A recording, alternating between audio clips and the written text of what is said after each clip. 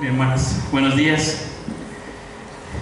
Vamos a seguir con la serie de vida espiritual.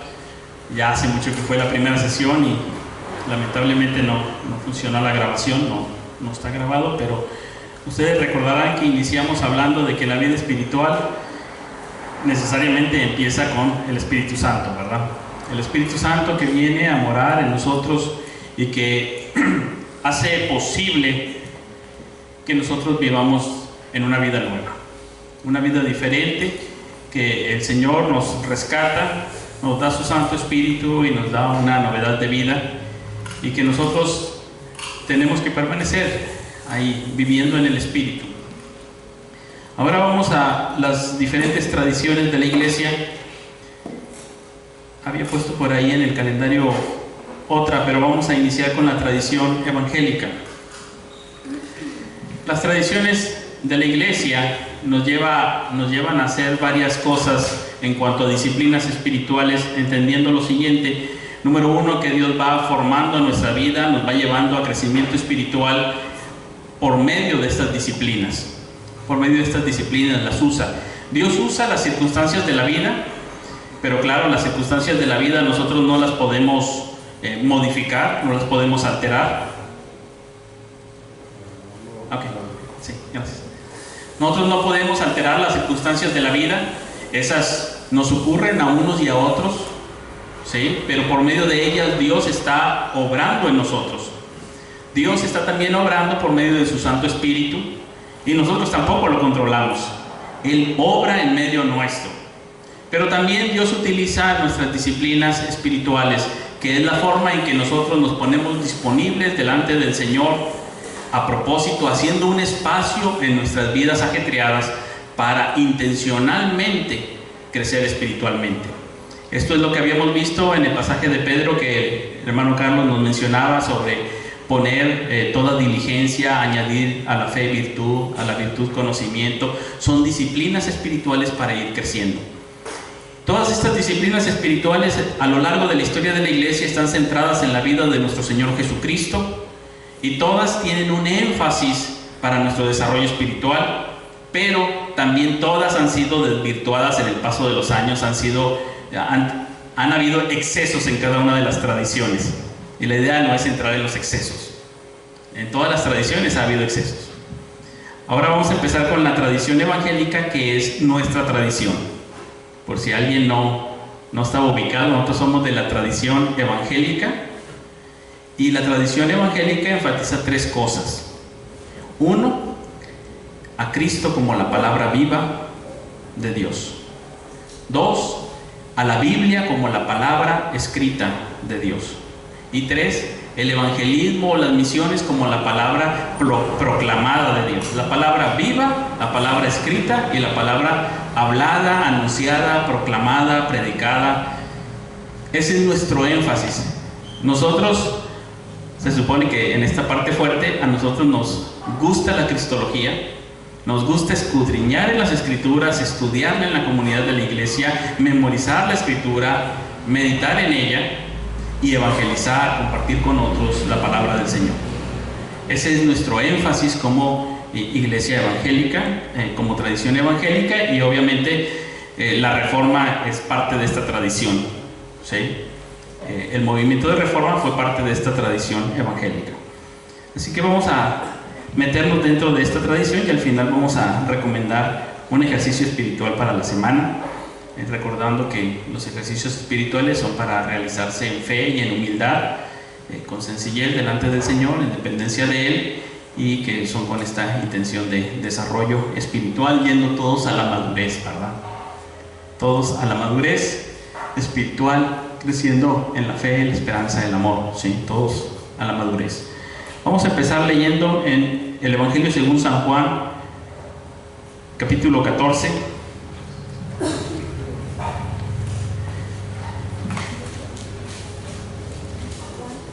Versículos 15 al 24. 15 al 24 del Evangelio según San Juan.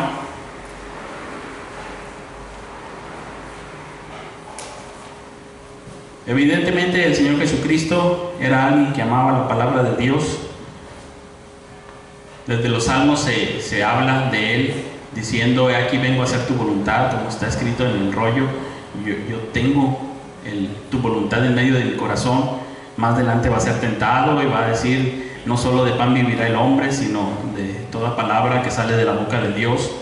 Y va a la sinagoga, como es su costumbre, a leer la palabra de Dios. Una vida centrada en la palabra, y aquí está ya despidiéndose de los discípulos y les dice: si me amáis, guardad mis mandamientos, y yo rogaré al Padre, y os dará otro consolador para que esté con vosotros para siempre, el Espíritu de verdad, el cual el mundo no puede recibir, porque no le ve ni le conoce.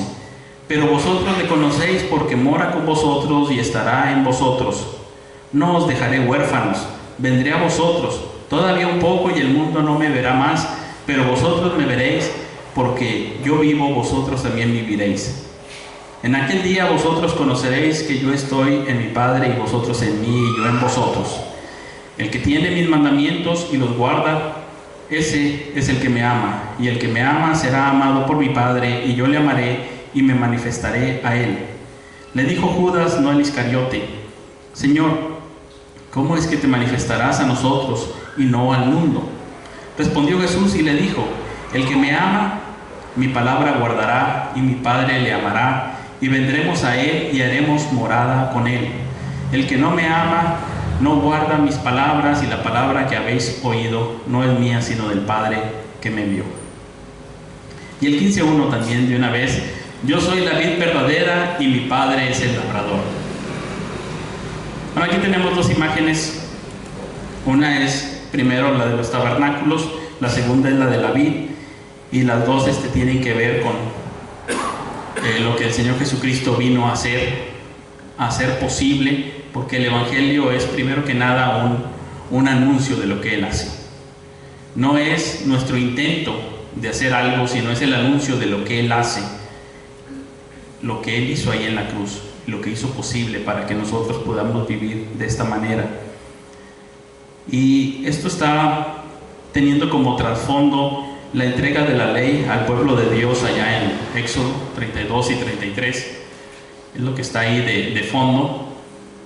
La imagen es esa misma imagen donde el Señor les va a dar la ley al pueblo de Israel. Y ustedes recordarán que primero les entrega la ley al pueblo, y en lo que va Moisés a la cumbre del monte a recibir la ley de Dios, el pueblo empieza a adorar a un becerro que se hacen ahí de fundición, y viene, quiebra la ley, luego Dios le vuelve a dar otra, y ellos la reciben y prometen a ser fieles a Dios.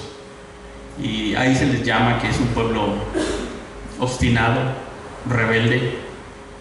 Y ustedes recordarán cómo Dios le dice a Moisés: tú llévalos, guíalos en el desierto, yo no voy con ustedes. Y dice: este es un pueblo tan obstinado y rebelde que yo los voy a consumir por sus pecados. Mejor no voy con ustedes, tú llévalos. Y Moisés le dice: no, si no vas con nosotros, no nos saques de aquí, no tiene sentido, no vamos adelante. Y entonces Dios le dice: bueno, mi presencia irá contigo y te daré descanso. Y se va con ellos, con una nube de día y con una columna de fuego de noche, y va su presencia con ellos. Les da su palabra, que es una gracia del Señor, y les da su presencia, su compañía. Y es lo que está poniendo aquí el Señor Jesucristo. Pero obvio, nosotros somos como el pueblo de Israel, ¿verdad? Nosotros nos tendríamos que identificar como el pueblo de Israel. Pero aún y cuando nosotros somos así, el Señor es el que logró cumplir toda la ley, y es el que nos da la bendición de su palabra. Nosotros vemos su palabra como una gracia y su compañía. Las dos, y es lo que está diciendo aquí: ustedes tienen mi palabra, tienen mi mandamiento. Si permanecen en ella, si la guardan, dice, ustedes están mostrando que me aman. El que me ama la va a guardar, el que no me ama no, que no me conoce no. Y no solamente eso, sino que yo voy a venir con ustedes y voy a hacer un tabernáculo con ustedes, mi Padre les va a amar y vamos a venir, vamos a hacer morada con ustedes y el mismo Espíritu Santo va a hacer morada con ustedes.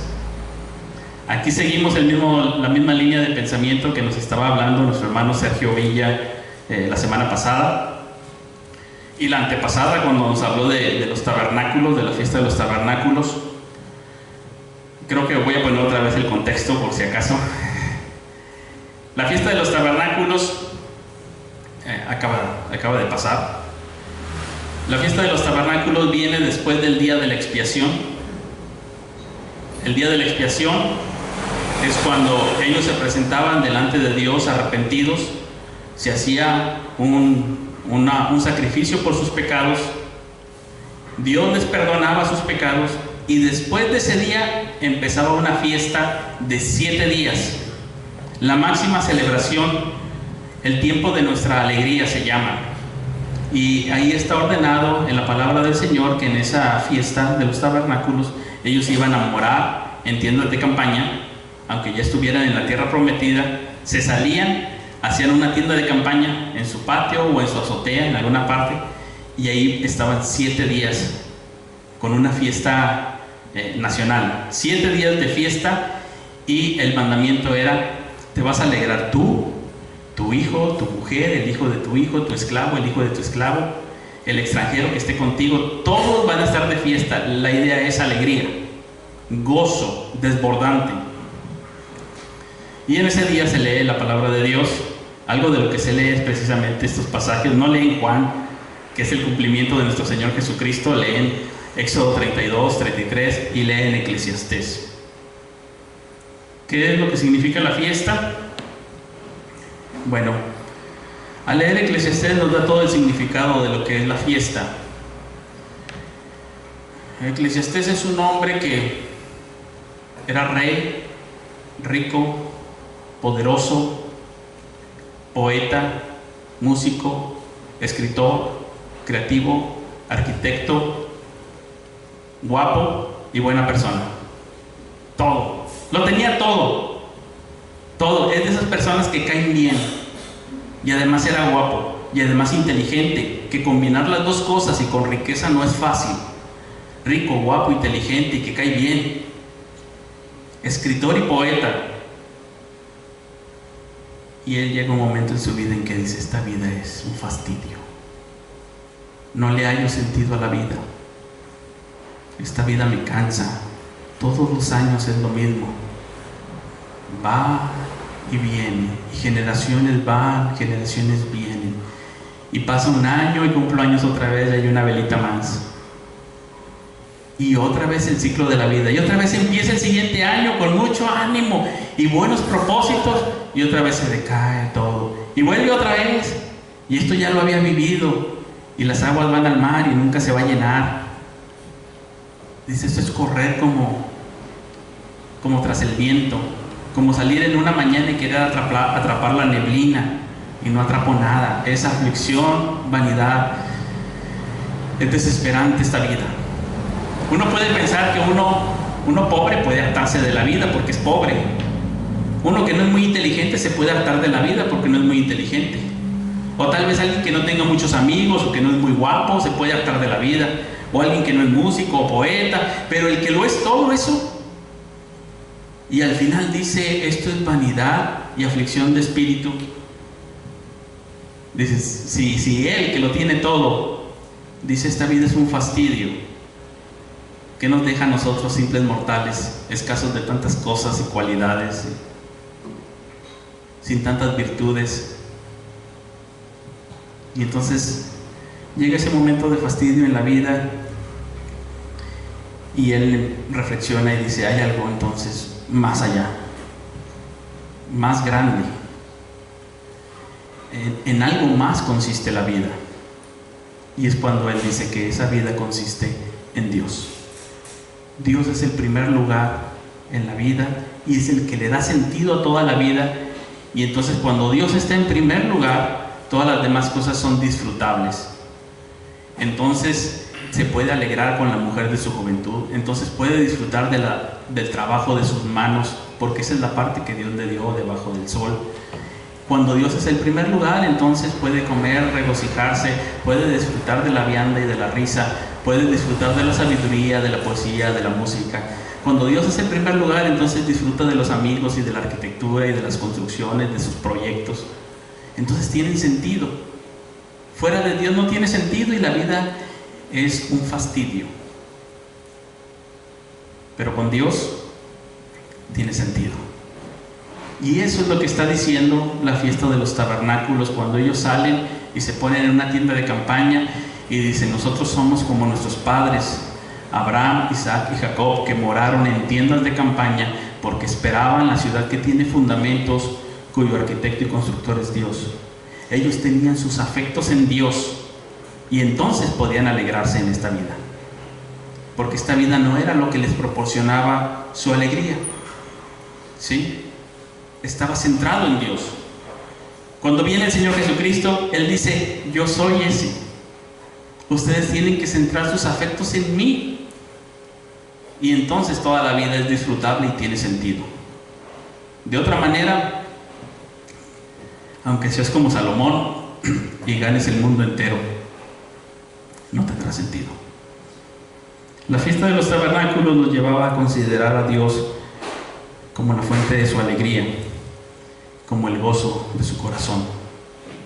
El tiempo de nuestra alegría está ahí mostrado, como también con Moisés, que dice que prefirió abandonar los deleites temporales del palacio de Egipto para sufrir con el pueblo de Israel, que era esclavo, y dijo que tuvo por mayores riquezas algo más, que estaba viendo algo más, al invisible. Por eso estaba ahí, estaba viendo algo más para su vida. Y aquí el Señor nos está diciendo: yo soy ese alguien más. Si ustedes me ven a mí, si ustedes me aman, ustedes también van a tener mi palabra, la van a guardar, me van a amar, y yo voy a venir a su tabernáculo. Hoy los judíos lo siguen celebrando. Ellos esperan, siempre que están celebrando la fiesta de los tabernáculos, ellos dicen que Dios es un Dios de vivos, no un Dios de muertos, y que en sus tiendas de campaña les visitan los patriarcas, que a veces espiritualmente les visita Abraham, o Isaac, Jacob, o les visita Elías o Moisés, como en el monte de la transfiguración, cuando dice Pedro: oye, pues es la fiesta de los tabernáculos, ya vinieron Moisés y Elías, vamos a hacer aquí nuestros tabernáculos y tenemos aquí nuestra fiesta.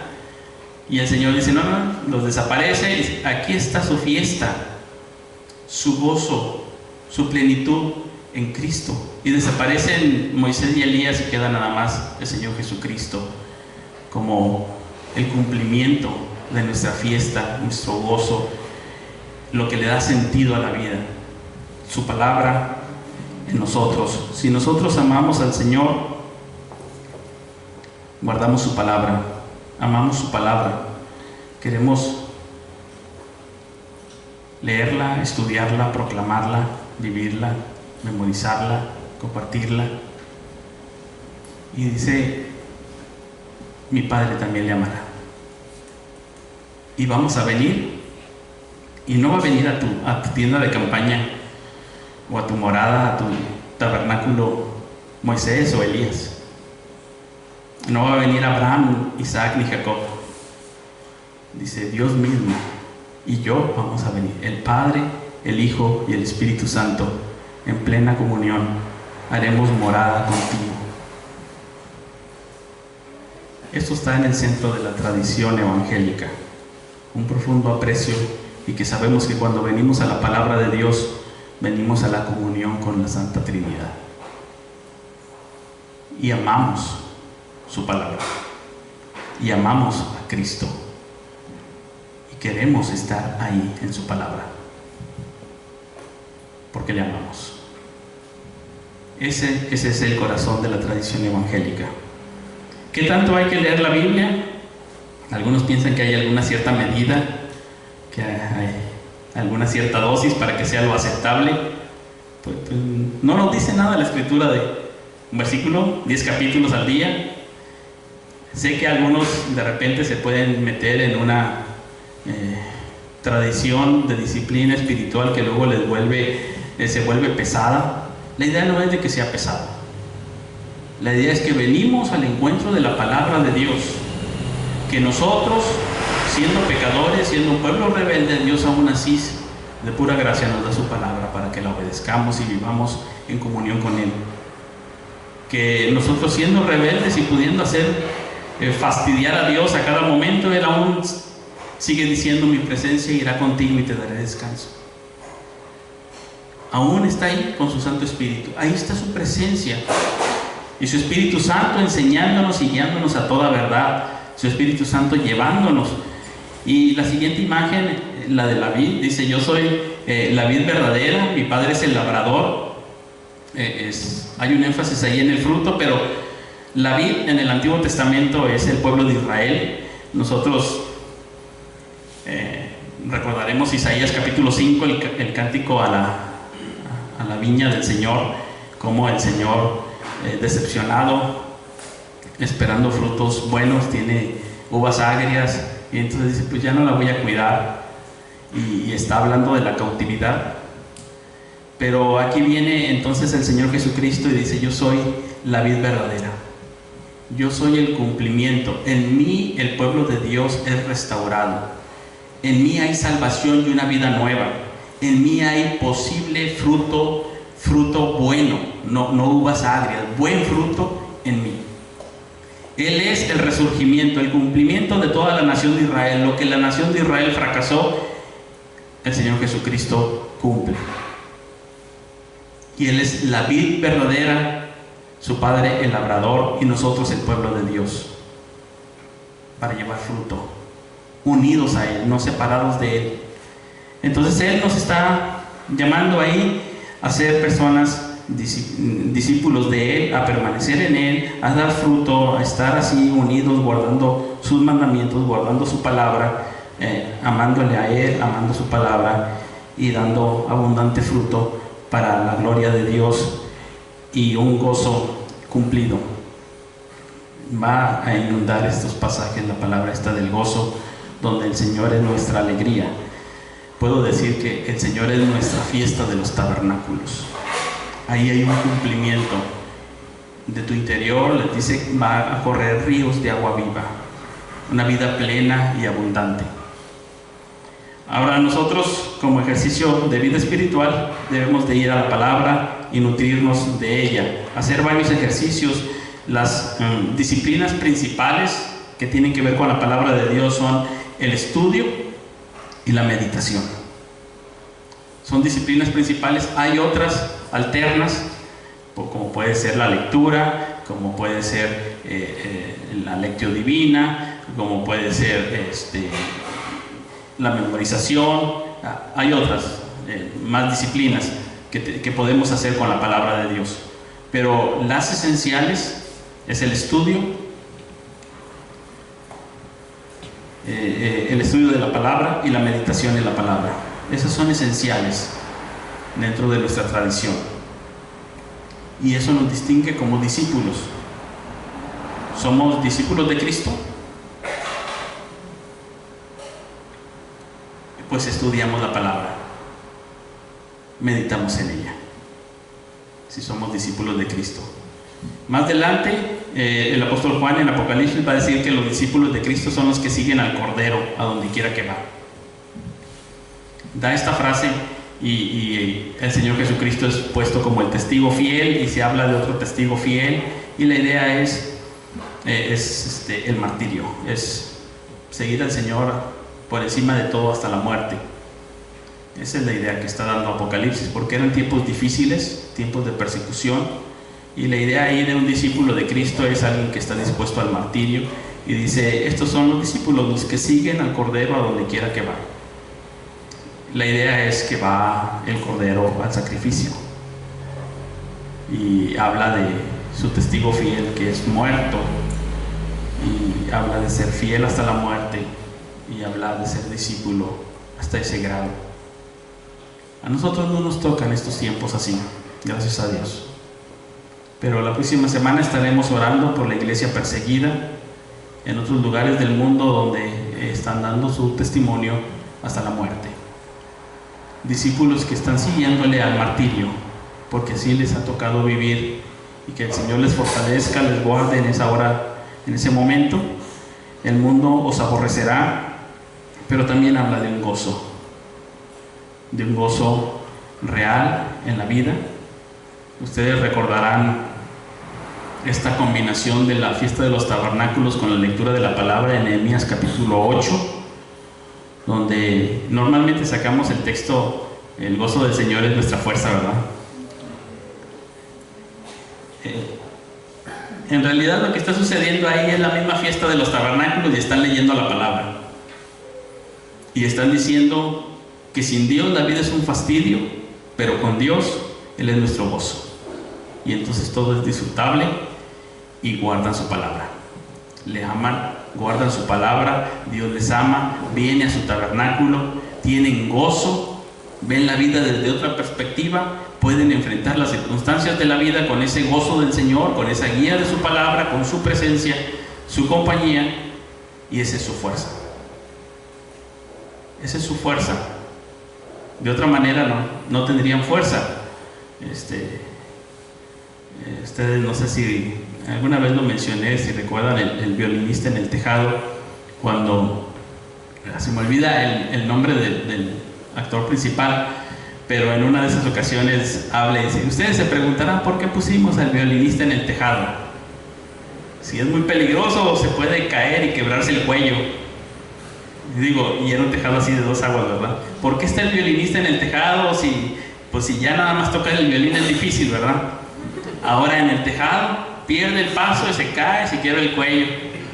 Y entonces el actor, pues son judíos, ¿verdad? Habla de la historia de los judíos. El actor dice: esa es la historia de nuestro pueblo. En las circunstancias más difíciles que el Señor nos ponga, donde nos toque vivir, tenemos que dar las mejores notas.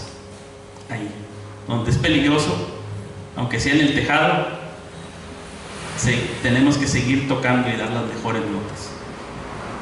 Y así es la vida del creyente. A algunos les toca ir al martirio, a otros no, a otros les tocan diferentes circunstancias en la vida, pero ahí el llamado es a dar las mejores notas para el Señor, a vivir en el gozo del Señor. Vamos a leer capítulo 1 de Marcos. Este es un evangelio muy corto y muy dinámico.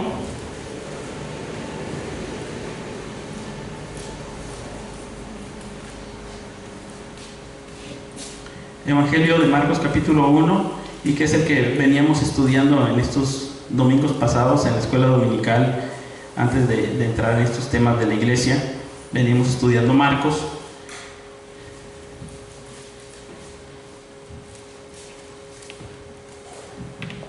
Y Marcos está haciendo un énfasis en las acciones del Señor Jesucristo y llevándolo de acción en acción. Algunas palabras que dice, no muchas, pero las primeras palabras están ahí en el versículo 14 y 15 del Señor Jesucristo. Dice: después que Juan fue encarcelado, Jesús vino a Galilea predicando el evangelio del reino de Dios, diciendo: el tiempo se ha cumplido y el reino de Dios se ha acercado.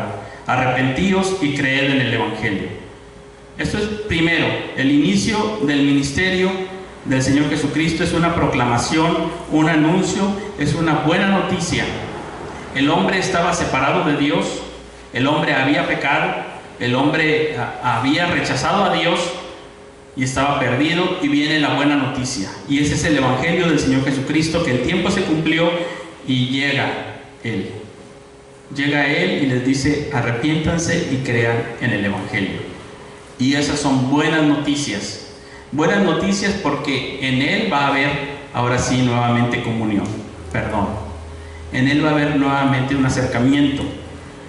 Y dice que andando junto al mar de Galilea, vio a Simón y a Andrés su hermano, que echaban la red en el mar porque eran pescadores, y les dijo Jesús: venid en pos de mí, y haré que seáis pescadores de hombres. Y dejando luego sus redes, le siguieron. Pasando de allí un poco más adelante, vio a Jacobo, hijo de Zebedeo, y a Juan su hermano, también ellos en la barca, y que remendaban las redes. Y luego los llamó, y dejando a su padre Zebedeo en la barca con los jornaleros, le siguieron. Ahí tenemos inmediatamente los primeros discípulos del Señor.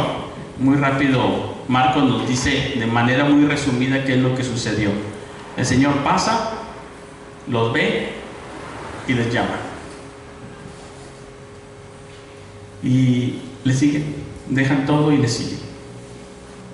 Esa va a ser la parte impresionante del Señor con toda autoridad y ellos con toda sumisión que le siguen. No hay nada más en esta parte. Nosotros tenemos algo similar tal vez cuando alguien se casa, ¿verdad? Deja a su padre y a su madre y se va. Pudiéramos hacerlo algo similar a esas decisiones que a veces tomamos. Un buen día, el joven, la señorita, le dicen adiós a su papá y a su mamá y se van. ¿Y por qué se van? Si la casa está bien, ahí lo tienen todo, ahí tienen ya sus cosas, su cuarto o lo que sea, un estilo de vida, ¿por qué se van? Porque es un mandato. Porque se quieren ir, ¿verdad? Ya. Es un mandato donde el hombre dejará padre y madre. ¿Sí? Y con gusto lo hacen, ¿no? Se van. Dicen, ¿sabe qué? Yo me voy. Ahí se ven. Me casé y listo. Y la nueva casa, pues quién sabe cómo esté y qué tenga. Y lo que vaya a deparar el futuro y cómo venga. Pero un buen día se van, ¿o no?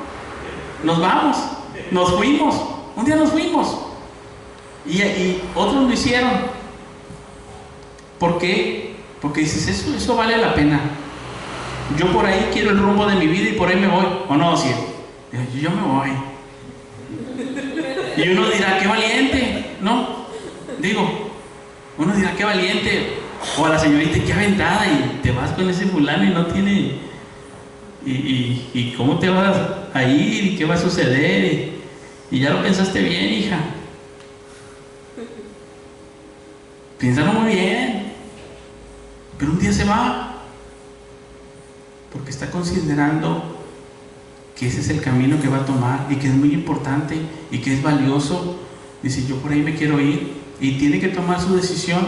Y un día el Señor viene a las vidas de estos hombres y les dice, síganme. Yo no sé qué tanto lo consideraron, qué tanto pensaron, pero al menos dejaron marca y redes y a su padre otros y le siguieron. Ahora sabemos que los volvieron a ver porque luego vemos que visitan a la suegra de Pedro, etcétera, que sí hay relación, pero hay un momento determinante en sus vidas donde dicen, es el primer lugar en mi vida Cristo. En un momento les hace clic y Él es el primer lugar en mi vida. Y todo lo demás va a tener sentido si Él sigue siendo el primer lugar en mi vida. Y se convierten en discípulos. El Señor les llama y ellos se van. Y más adelante también va a decir que aquel que le sigue tiene que amarle a tal grado que el amor hacia los padres, la esposa o los hijos parezca odio. Que sea tanto el amor al Señor que el amor a otras personas, ocupaciones, carreras, cosas parezcan secundarios, parezcan menos. Y entonces la vida tiene sentido, nos dice la palabra. Cuando eso sucede, entonces la vida tiene sentido. Entonces la vida ya no es un fastidio, sino el gozo del Señor es su fuerza. Y la tristeza se convierte en gozo, y la compañía del Señor, y la palabra se ve más clara, y se ama al Señor, se quiere guardar su palabra, se quiere seguir al Cordero a donde quiera que Él va. Y a algunos esto implica el martirio. Y dicen, yo quiero ir y seguir al Cordero a donde Él va. Porque sé que eso es lo que tiene sentido. Es lo que un día hizo Abraham, dejando su tierra y su parentela, y se fue a un lugar sin saber a dónde iba. Y acampó en tiendas de campaña, y así vivió todo el tiempo de su peregrinar. Es lo que hizo Isaac y es lo que hizo Jacob. Es lo que hizo también Moisés un día, dejando el palacio del faraón, sosteniéndose como viendo al invisible. Y es lo que nos dice también el Señor, que corramos con paciencia esa carrera que tenemos por delante, puestos los ojos en Jesús. Que un día nos dice, sígueme. Y toca ahí nuestro corazón. Y toca ahí nuestro corazón. Y no hay nada que nos haga cambiar ese rumbo. Porque decimos, ahí es. Allí es y ahí debo de mantenerme fiel. Ellos tuvieron todavía muchas cosas que aprender, mucho en el camino, pero la idea es que ellos estuvieran pegados, no separados de la vid verdadera, que ellos amaran al Padre, que amaran su palabra, que ellos tuvieran el Santo Espíritu de Dios, su comunión, y también las cosas de esta vida como la sanidad, porque el Señor no solamente les enseña, también les sana. Dice ahí mismo Marcos 1:29, al salir de la sinagoga, o sea, el Señor iba a la iglesia, digámoslo así, iba a estudiar la palabra y les enseñaba a los discípulos a estar ahí y estudiar la palabra, que eso era importante en la vida. Uno se muere como quiera, algunos dicen eso es fanatismo, dejar todo por seguir a Cristo, eso es fanatismo. Pero uno siempre se mueve, uno siempre se mueve para otras cosas. Le llaman fanatismo cuando es seguir a Cristo, pero cuando es seguir mi propia carrera, mis propios deseos, o el deseo de alguien más, o cuidar a la familia, etc. Otras cosas, sea carrera, familia, dinero, amigos, lo que sea, no le llaman fanatismo. Pero si es Cristo, pues se le llama fanatismo, pero en realidad siempre hay algo que seguimos y hacia donde nos movemos. Debemos de pensar, ¿por qué cosa o persona yo cambiaría o me movería o haría algo diferente? A lo mejor puedo yo pensar, si a mí me ofrecieran un trabajo con este sueldo en Houston, yo me iría. Tomaría una decisión así tan drástica de irme. O a lo mejor si yo tal cosa, hay algo que me está moviendo. Ahora también nos decía por ahí Tim Keller que la persona egoísta no se mueve porque está queriendo que todo se mueva alrededor de él, y entonces está estático también. Ese no se mueve por nada y nada lo hace moverse porque quiere que todo se mueva alrededor de sí mismo. A lo mejor un día voy a llegar a ser así, ¿verdad? No sé. Espero que no. Pero dice, una persona egoísta no se mueve porque quiere que todo gire a su alrededor, que todo lo demás se mueva a su alrededor. Pero aquí ellos se mueven, y se mueven dramáticamente. Y luego el Señor, al salir de la sinagoga, dice, vinieron a casa de Simón y Andrés con Jacobo y Juan, y la suegra de Simón estaba acostada con fiebre. Enseguida le hablaron de ella. Entonces él se acercó y la tomó de la mano y la levantó, e inmediatamente le dejó la fiebre y ella le servía. Vemos aquí al Señor Jesucristo cumpliendo el Evangelio y diciendo, esta es una buena noticia, este es el Rey. Cristo está mostrándonos cómo es cuando Dios reina en la tierra. Nosotros conocemos los reinos de los hombres, pero aquí viene el reino de Dios, es el que se ha acercado. Y cuando Dios reina, Él llama a la persona y la persona le sigue. Cuando Dios reina, no el hombre, cuando Dios reina, la persona le sigue. Cuando Dios reina, las enfermedades se van, la gente sana, porque ahí está Dios reinando. Cuando Dios reina, trae su bendición, y la señora se levanta y le sirve. Estaba en cama ya, con fiebre. No se nos dice nada más que hizo, solamente que la tomó de la mano y la levantó. Porque al Señor le interesa también nuestras vidas. No es esta vida un ensayo solamente.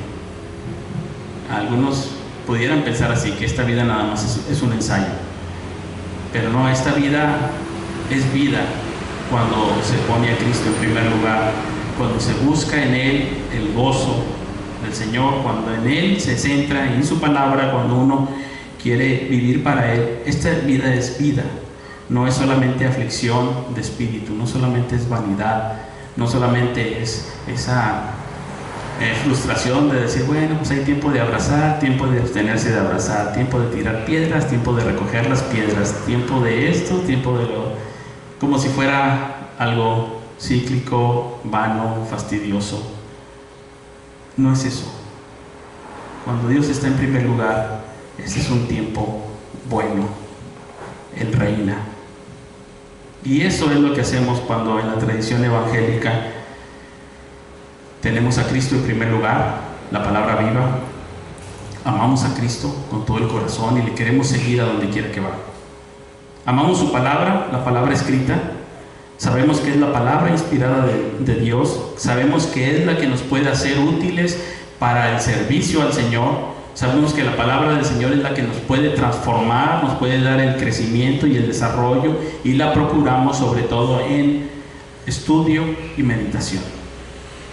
Y también en la tradición evangélica creemos en la palabra proclamada. Dice, yo les voy a hacer pescadores de hombres, y ellos iban a anunciar el evangelio a otros. Ese mismo evangelio de que Cristo ya hizo todo para que nosotros seamos restaurados, de que Él murió por nuestros pecados. Por eso está esta fiesta bien acorde, ¿verdad? Con primero la fiesta del perdón y luego la de los tabernáculos. ¿Por qué? Porque el que está perdonado, el que es perdonado por Dios, y cuando Dios le dice tus pecados te son perdonados, entonces ahora tiene una fiesta, la más grande fiesta en su vida, porque Dios le ha metido nuevamente a la comunión, le ha regresado a la comunión con Él. Y viene la más grande fiesta de la vida, que honra a Dios porque uno se alegra en Él. Honra a Dios como aquel hijo que deja todo lo que está jugando por ir a abrazar a su padre cuando llega del trabajo. Él disfruta de todas esas cosas, pero las abandona cuando su padre llega y lo abraza, o cuando su madre llega de fuera y él tira todo. No le importa nada más que ir a abrazarla, porque sabe que él es o ella es la fuente de su gozo. Así nosotros honramos al Señor cuando a Él lo tenemos en primer lugar y disfrutamos de las cosas de este mundo. Vamos a tener un ejercicio de la tradición evangélica. Si alguien lo quiere realizar durante la semana, les pediría que como ejercicio leamos una porción del Evangelio de Marcos a otra persona, sea quien sea la porción del tamaño que sea, un versículo, un capítulo, todo el libro, como quieran. En esta semana leerlo a alguien, sea en persona o por teléfono. Leerle la escritura a alguien es parte de nuestra tradición evangélica. Puede ser creyente o no creyente, puede ser pariente o no pariente, a quien sea. Leer la escritura en voz alta. Léelo tú mismo. Ahí en lo personal, observa las pausas, las comas, los puntos. Léelo con la entonación apropiada para que luego no estés trastabillando a la hora de leérselo a alguien más. Y después escoge una persona durante la semana a quien leerle una porción de la escritura. Ese es un ejercicio de la tradición evangélica que dice que amamos a Cristo, que amamos su palabra y que amamos la palabra proclamada también. ¿Qué les parece? Bien. ¿Es muy difícil o...? Se lo puedes leer a tu esposa, o a tu esposo, o a tu hijo, o a tu padre, a tu amigo, compañero de trabajo. A alguien léele una porción del Evangelio de Marcos donde se vea a la persona de Cristo actuando, algo que esté haciendo, porque el Evangelio de Marcos es lo que tiene. No tiene discursos del Señor Jesucristo, tiene acciones. No es como Mateo, por ejemplo, que sí tiene muchos pasajes de enseñanza. Este tiene puras acciones. Y el Señor hizo esto, pero cada acción del Señor no solamente lo muestra a Él majestuoso, grande, maravilloso, como el cumplidor de las promesas del Antiguo Testamento, como el que trae el Evangelio, sino que también nos reta a nosotros a responder con una acción.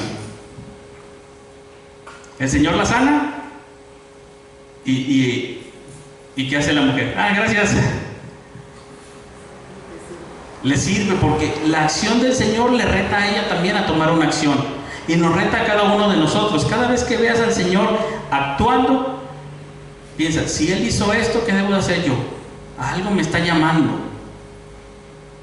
El Evangelio de Marcos no nos está dejando punto intermedio. Es un Evangelio de acción. Así que escoge un pasaje, el que desees, y léeselo a alguien. Y la siguiente semana platicamos. Vamos a tener un tiempo donde podamos platicar qué sucedió. Si alguien quiere platicarlo, claro, y si alguien lo quiere hacer. ¿Alguien lo quisiera hacer? Leer a alguien una porción de Marcos. Parece muy retador, intimidante. Espero que no nos pase nada. Hay otros lugares donde, pues, sí, les toca el martirio.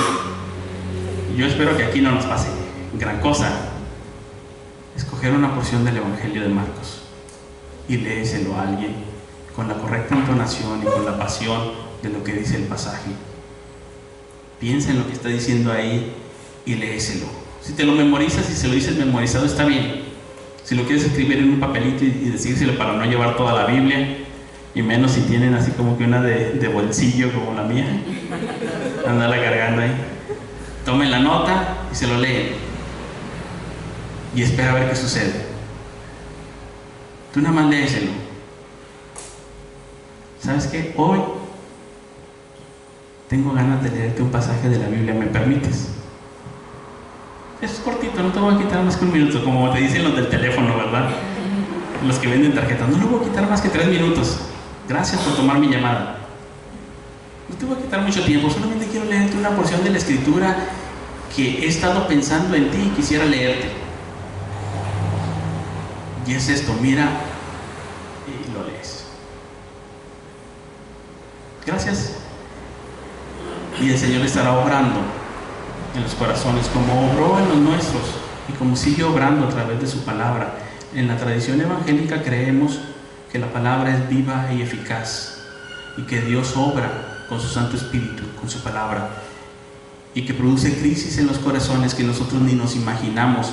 Y confiamos que la palabra de Dios tiene poder para convertir y tiene poder también para edificar a los creyentes. Y que aquel creyente a quien se le proclama la palabra de Dios es transformado por la palabra de Dios.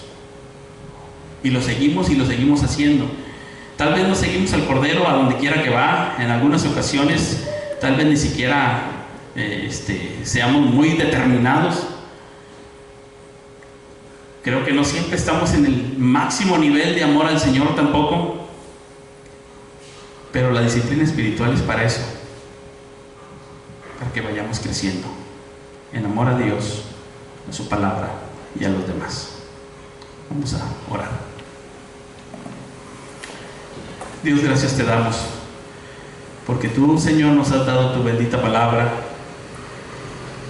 Y Señor, gracias por todos aquellos que en otro tiempo trabajaron para que ahora la tengamos incluso en español al alcance de nuestra mano, para leerla, meditarla, para guardarla, atesorarla en nuestro corazón para no pecar contra ti. Gracias, Dios, te damos porque ahora tenemos ese libre ejercicio como iglesia de leer juntos la palabra, de leer tu palabra. Gracias, Señor, porque en Cristo nos das vida nueva. Gracias por tu Santo Espíritu. Gracias, Señor, por esta vida también que tú nos das y las oportunidades que nos das para congregarnos en tu nombre, escuchar tu palabra, atesorarla. Ayúdanos, Señor, a ser oidores y hacedores de tu palabra, a tenerla en alta estima en nuestro corazón, que ella taladre en nuestro corazón y que seamos transformados a tu semejanza, que te sirvamos y te amemos y te sigamos a donde quiera que vas. Señor, ayúdanos en esta semana a quien le leamos tu palabra. Danos de tu gracia. Señor, tú úsanos a leer la palabra y también transfórmanos mientras estamos nosotros leyéndola. Llévanos al crecimiento. Llévanos adelante a hacer lo que tú quieres que hagamos. Gracias, Dios, te damos por tu bondad, por tu infinito amor, por tu compañía. Muchas gracias por tu perdón. En el nombre de Jesucristo. Amén.